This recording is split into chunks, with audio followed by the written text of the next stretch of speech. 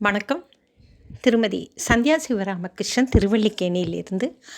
அனைவருக்கும் இனிய தமிழ் புத்தாண்டு நல்வாழ்த்துக்கள். பராபவ வருஷ அனுகிரகம் என்ற தலைப்பில் வந்த தமிழ் புத்தாண்டு சிறப்பு பதிவை தான் இன்றைக்கி நம்ம பார்க்க போகிறோம். வாழை மரம் பற்றி நம் பெரியவா திருவாக்கு பராபவ வருஷத்துக்கான உபதேசமாகவும் ஆசீர்வாதமாகவும் கொள்வோம். வாழை போன்றுதான் அதோட பூ, பழம், காய், தண்டு, இலை, நார்னு அத்தனையும் புறத்தியார் உபயோகத்துக்கு போகிறது. அதே மாதிரி நாமளும் எல்லா வகையிலையும் புறத்தியாருக்கும் இந்த லோகத்துக்கும் உபயோகமாக இருக்கணும். அதோட வாழை மரத்தில் பார்த்தாக்கா அதோட வேர்லேயே குட்டி வாழை மரம் வாழையடி வாழைன்னு வளரும். அதே மாதிரி நம்ம குடும்பத்துலேயும் குழந்தைகள் பிறந்து வம்சம் விருத்தியாகும். அதுக்குத்தான் எந்த விசேஷம் ஆனாலும் வீடுகளில் வாழை மரம் கட்டுறது. வாழ வைக்கும், நன்கு வாழ வாழ்த்தும் மரமாகவும் இருப்பதாலும் தான் ஸ்ரீமடத்தில் தமிழ் வருஷ பிறப்பிற்கு முதல் நாள் ராத்திரி ஆளுயர கண்ணாடியை கொண்டு வந்து வைத்து அதற்கு வாழை மரத்தை தோரணமாக கட்டி அலங்காரம் செய்யப்படும். எல்லா வகை பழங்கள், காய்கறிகள், வெற்றிலை, பாக்கு, பலவித புஷ்பங்கள், வாழைப்பூ, மாம்பூ, சரக்கொன்றை இவற்றை வாழை இலையில் பரப்பி கண்ணாடி முன்னால் வைக்கப்படும். கண்ணாடியின் 2 பக்கமும் தங்கச் சங்கிலிகளால் அலங்காரம் பண்ணப்பட்டிருக்கும். தங்கத்தில் ஸ்ரீ மகாலட்சுமி வாசம் செய்வதால் தங்கம் ஒரு மங்களமான வஸ்து.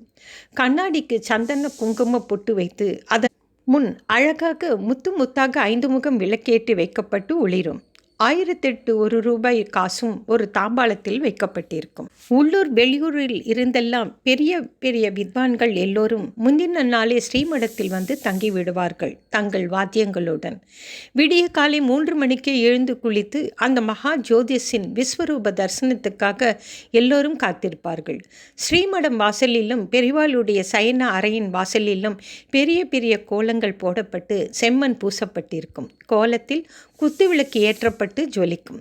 நம்முடைய பெரிவா சயனத்திலிருந்து எழுந்து வரும் சமயம் மங்கள வாத்தியங்களும் வித்வான்களின் கைவண்ணத்தில் பலவித வாத்தியங்களும் சுஸ்வரமாக ஒலிக்க, ஆக ஸ்ரீபுரத்தில் அம்பிகைக்கு நடக்கும் மங்கள உபசாரமாகவே இருக்கும். பெரிவா வெளியில் வரும்போது கண்களை மூடிக்கொண்டுதான் வருவார்.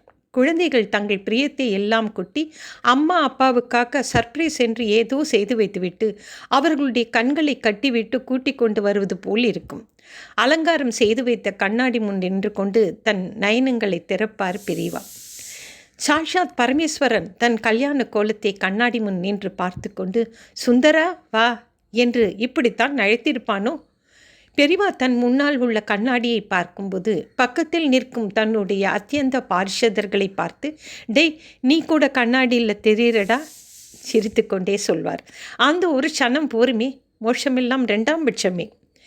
அங்கு தன்னுடைய பாரிஷதர்களும் பக்தர்களும் தனக்காக பண்ணி வைத்திருக்கும் அலங்காரங்களை அன்போடு பார்த்து ரசிப்பார்.